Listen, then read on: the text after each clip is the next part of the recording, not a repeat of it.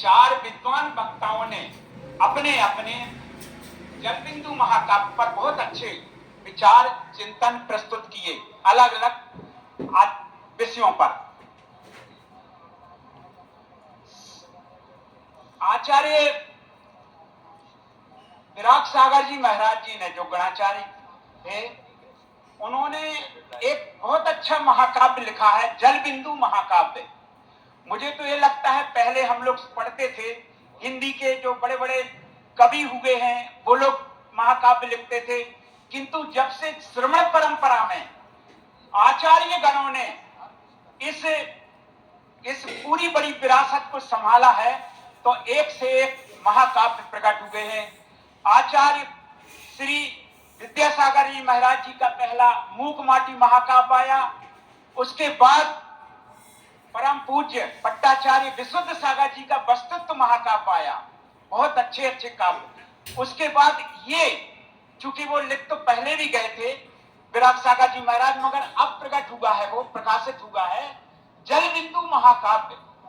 सबसे बड़ी बात तो उन्होंने कितना बड़ा चिंतन दिया कि जब जैन परंपरा में आगमों में 5 प्रकार के स्थावर कायक माने गए हैं, पृथ्वी काय, अप काय, वायु काय, वनस्पति काय वगैरह, अग्नि काय, ये माने, तो इसमें जल का आज के वर्तमान परिप्रेक्ष्य में कितना महत्व है, क्योंकि चारों तरफ जो प्रदूषण की से लोग चिंतित हैं, पूरा विश्व चिंतित है, तो जल के विषय में कितना अच्छा चिंतन। जल बिंदु जैसी एक बूंद को हम लोग कुछ उपेक्षित समझ लेते हैं, किंतु उन्होंने कितनी महत्ता समझी कि उस पर पूरा महाकाव्य लिख दिया। और जल बिंदु के विषय में जितने विविध विषय हो सकते हैं, विविध प्रकार का चिंतन हो सकता है, उसे उन्हें उसमें प्रकट किया है उस जल बिंदु महाकाव्य में। और इतने नहीं, ये जो काव्य महाकाव्य लिखा है, ये भी एक अपनी विशेष विधा से है, अतुकांत महाकाव्य है। यानी जैसी कविताएं जो गा करके करते हैं वो नहीं है, उस तरह की अतुकांत कविता है। उसके माध्यम से इन्होंने बहुत महत्वपूर्ण महाकाव्य लिखा है। मैं तो ये कहता हूं कि आचार्य श्री का चिंतन, आचार्य विराग सागर जी महाराज चूंकि पूरे चारों अनुयोगों के अच्छे ज्ञाता थे, हम तो उनसे प्रारंभ से उनसे जुड़े रहे, इसलिए उनको जानते हैं। और इसके बाद जो उन्होंने जिस तरह का चिंतन इसमें दिया है बहुत महत्वपूर्ण है।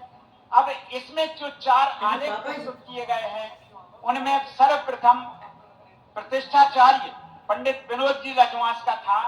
इन्होंने चूंकि जैसे विद्वान होते हैं, जिस विषय के विशेष ज्ञाता होते हैं, उनको उसी तरह का विषय दिया जाता है, तो इन्होंने विवाह मीमांसा, यानी किस तरह के जलबिंदु महाकाव्य में किस तरह का वर्णन है विवाह के विषय में, उन्होंने सबसे पहले विवाह के कितने भेद हैं वो बतलाया। और उसके बाद में उन्होंने बहुत महत्वपूर्ण जो जलबिंदु महाकाव्य का है कि सादगीपूर्ण होना चाहिए, और इसमें सहनशीलता आदि गुण विवाह के संबंध में सब बातें बतलाई हैं उन्होंने। तो ये बहुत महत्वपूर्ण उनका आलेख था। और इसके बाद प्रोफेसर अनुपम जी जैन, जो कि आपके शहर के ही बहुत बड़े विद्वान हैं, तो उन्होंने इसको, यानी इसमें जिनवानी गौरव किस तरह का वर्णित है जलबिंदु महाकाव्य में, इसमें मंगलाचरण में एक अध्याय ही विराग सागर महाराज जी ने लिखा है, तो उसको बहुत अच्छे विश्लेषण इन्होंने प्रस्तुत किया। और इन्होंने इतना ही नहीं, बल्कि जो अपनी जैन परंपरा में सरस्वती मूर्तियों की अवधारणा है, जैसे आप लोगों ने अगर लाडनू की सरस्वती की मूर्ति और पल्लू जो बीकानेर के पास है वहां की सरस्वती की मूर्तियों का इन्होंने पूरा तुलनात्मक अध्ययन करते हुए यहाँ प्रस्तुत किया है।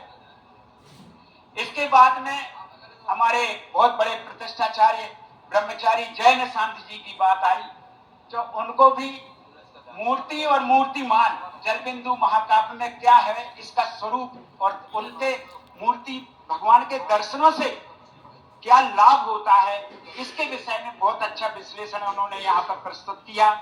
और जानते हैं कि चूंकि वो तो इस विषय पे घंटों से बोले तो भी कम है, क्योंकि वो इस विषय में पूरी तरह डूबे हुए हैं और हमेशा प्रतिष्ठाएं कराते हैं, मूर्तियों को प्राण प्रतिष्ठा देते हैं। तो इस दृष्टि से वो बहुत महत्वपूर्ण उन्होंने इनका चिंतन यहाँ पर प्रस्तुत किया इन्होंने।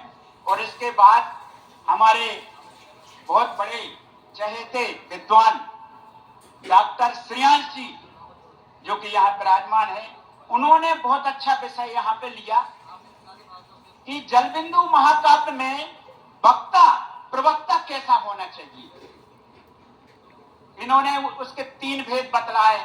एक तो हमारे एक रागी होते हैं, वो प्रवक्ता होते हैं। एक होते हैं आराधी आचार्य गण, वो प्रवक्ता होते हैं। और सबसे उत्कृष्ट जो निर्ग्रंथ वीतरागी हैं वो वही करते। इसलिए इनको कहा है, इसलिए अपने तत्वार सूत्र में पहले मंगलाचरण में उन्होंने कह दिया मोक्ष मार्गस्य नेताराम भेत्ताराम कर्म भूकृताम ज्ञाताराम विश्व तत्वनाम। अब हम क्यों उनके गुणों की प्राप्ति के लिए तो इन्होंने इसी तरह का यहाँ पर स्वरूप दर्शन दिया है। क्योंकि वीतरागी जो हमारे जो उनकी देशना प्राप्त होती है तो वो पूरी सत्य वचन से परिपूर्ण होती है, किसी प्रकार आबादित होती है वचन उनसे। तो इस दृष्टि से उन्होंने यहाँ पर बहुत अच्छा चिंतन प्रस्तुत किया अपने इस विषय में। और इस तरह से आपने 4 वक्ताओं के 4 विद्वानों के यहाँ पर आलेख प्रस्तुत सुने आपने। तो इस तरह से मैं अपना अध्यक्षीय आप लोगों ने हमें ये सम्मान प्रदान किया कि मुझे इस सत्र का प्रथम सत्र का अध्यक्ष बनाया, इसलिए मैं आप सभी का आभारी हूँ। धन्यवाद।